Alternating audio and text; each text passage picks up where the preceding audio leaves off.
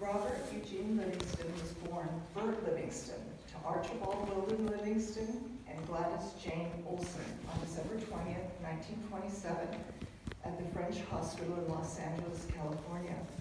Gladys had told the nurse his name was to be Bert Livingston. However, Grandpa Arch didn't like the name Bert, so Bert became Robert Eugene. Only Robert Eugene did not get recorded on his birth certificate, but Bert had. He had gotten away with this his whole life without proof his name was actually Robert.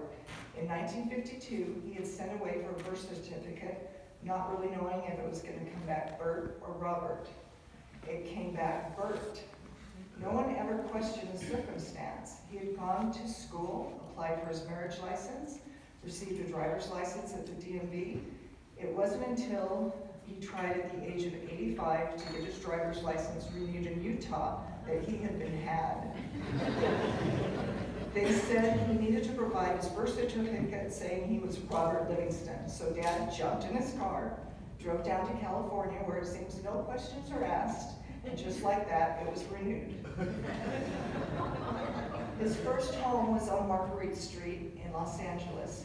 3 siblings soon came along, Jean, Jack, and Keith. In his early years, his best friend was Carlo Fia, and they had remained good friends up until the time Carlo passed away just a few years ago.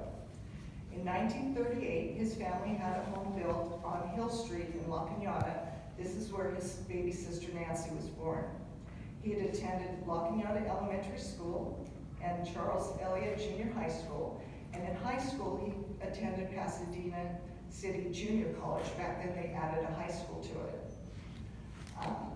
He played Abraham Lincoln in the 8th grade play and was a star in the track and field team, winning first place in both the high jump and the broad jump. He had called himself at that point the fastest legs in the West. After school, he spent at the bakery, Glassell Bakery, and then it became Livingston Bakery while all the kids were growing up in Glassell Park, and he made the bread. My Aunt Adele wrote a family history letter. Dad was very social, but he spent most nights in his room listening to a radio station called The Pit Parade. Music played a huge part in my dad's life. I remember him spending many a night in the living room playing music on his big stereo. After high school, Dad received his mission call. He was to serve in the Spanish-American mission in Corpus Christi, Texas. He loved teaching the gospel and became fluent in Spanish. He had 3 months to learn it in the Missionary Training Center, but he said he did not actually learn it until he was out in the field having to speak and try to understand it. It was in Corpus Christi he became the fastest Bible in the West.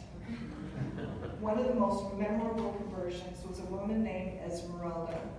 One day, many years later, he had tracked her down where she was living. She wrote him the most beautiful letter thanking him for how her life had changed after her baptism. She gave him her phone number, and they had a wonderful talk over the phone about where life had taken both of them since Corpus Christi. He had saved her letter and brought it out many times to reread it. After returning from his mission, he attended Brigham Young University, taking pre-dental school courses. It was at BYU in the library he met my mom. He was with a friend who first noticed my mom, and the friend asked my dad if he would go over and ask my mom out for him. The guy liked courage. So my dad did, and as the story goes, my mom told my dad she was hoping he would be the one to ask her out. So Dad walked away with a date, and they were married 3 months later in the Salt Lake Temple. They had made their home in Utah. Dad worked for a diaper delivery service and drove a delivery truck for Nesbitt Soda Company to make ends meet. It was there they had 2 children, Karen and Kathy. He soon received his acceptance letter to the University of Southern California Dental School. So Dad, Mom, Karen, and Kathy moved to Los Angeles and moved into the USC housing with all the other dental students. Upon his graduation from USC in 1959, they bought a home in Tujunga. I was just 2 weeks old when we moved in, and then Donna came along in 1965. His first job as a dentist was in Larchmont Village, California. He loved it so much he would take us on weekends just to do a drive-by.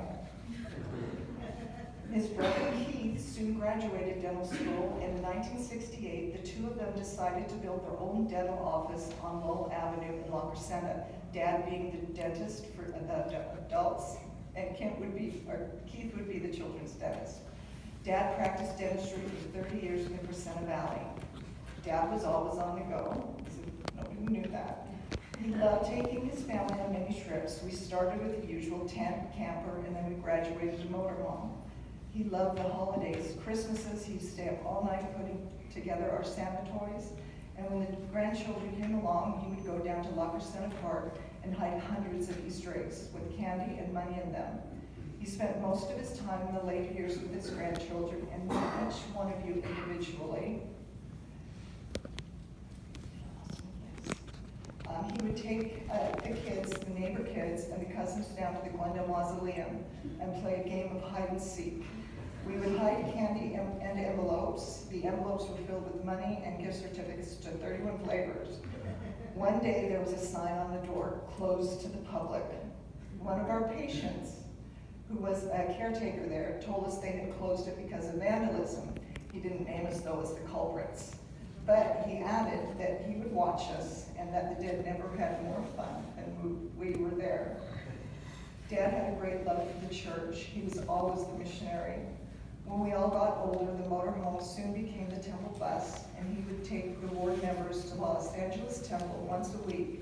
It would be standing room only on the drive to Santa Monica. They set attendance records and made history, most visits by a single ward. April 17th, 2012, on that day, our lives had changed forever. The family home burned down soon after Mom passed away, and Dad decided he couldn't live in the Lorena home without her.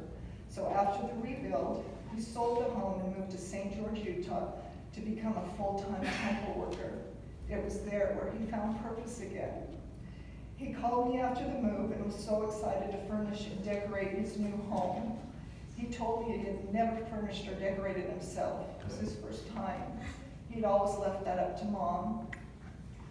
On October 10th, 2017, we lost our dear Cappy. It was a terrible time for the family. Dad took it very, very hard. He called me so distraught. He made me promise no one else can go. He gets to be the next. Dad passed away April 6, 2019 in Tujunga. He is so loved and will be missed by all. And I just have a short little letter his Uncle Jack, who lives in Texas, sent me because he couldn't be here today. So I'm going to read it for you. He says, "Dear Robert, we knew you weren't doing well, so Adele and I drove back down from Texas to see you. As it turned out, we were a little too late for the anticipated visit and too early for the funeral service. Instead, we had a nice get-together with your daughters and grandchildren.